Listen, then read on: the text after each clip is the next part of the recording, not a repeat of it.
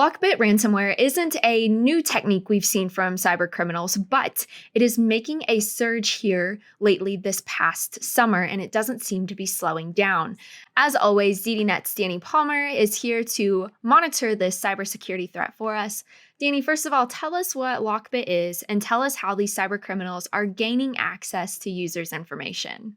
Well, it's a form of ransomware that's been around for a few years now. I mean, it's been around since late 2019, so it's been here for almost 2 years. It's still successful, despite being quite old in terms of ransomware. It's never been that high profile, but obviously must be giving its authors something in their back pocket because it's still being used after all this time.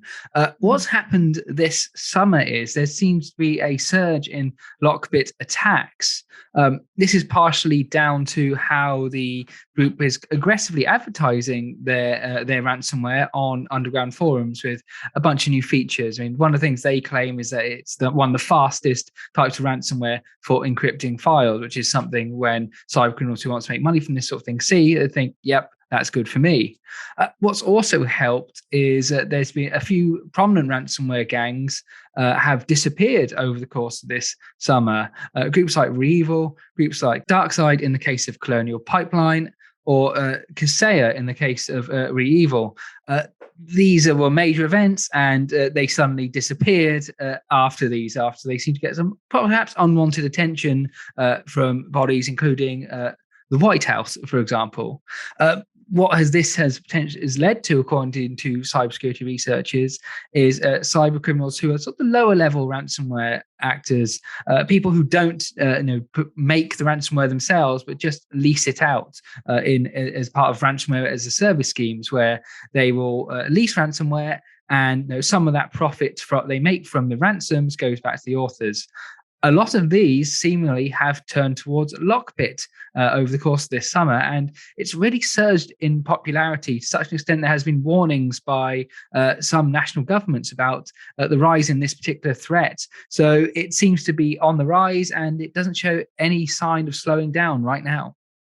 Okay, Danny. So I guess my follow-up question is how is this ransomware getting in? How are users' information being leaked? Like many other forms of ransomware, Lockbit uses the technique of deploying stolen or leaked credentials for remote desktop services or VPNs. With these, it can use to get into networks without really being detected because it's using legitimate means of access. I mean, these details, they've either been stolen in previous phishing emails, or they could be from previous password dumps and the password not been updated.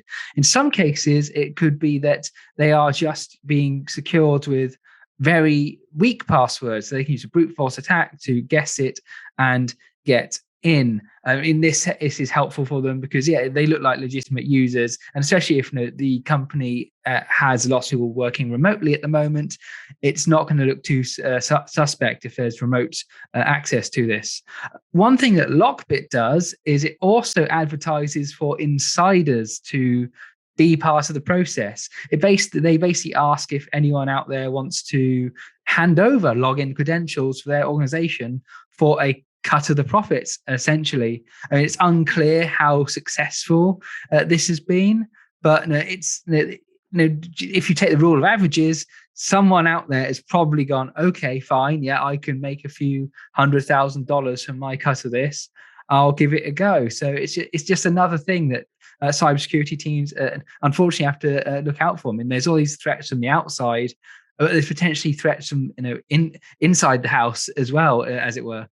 It's crazy how much ransomware has evolved to where now we're worried internally and externally about something being leaked out. And it's not going away. It's not slowing down. And so, as always, individuals need to take precautions and always be on the lookout for things that look a little bit fishy, a little bit out of place. So, Danny, thank you so much for breaking this down. As always, we will keep up with the latest cybersecurity trends to keep you in the know to help keep you safe. And for all things tech, be sure to stick with ZDNet. Thanks for watching.